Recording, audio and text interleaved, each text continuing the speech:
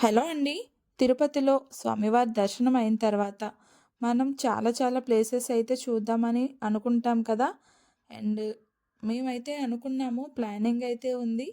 కానీ మాకు ఏ ప్లేస్ కూడా కవర్ చేయటానికి కుదరలేదండి. ఎందుకు అంటారా?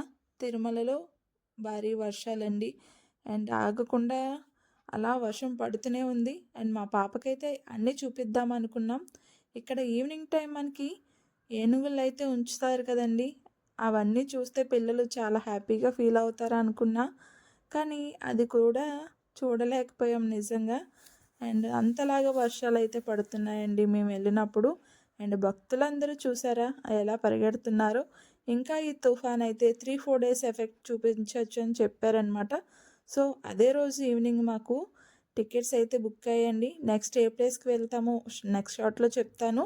ఓకే అండి. Bye bye.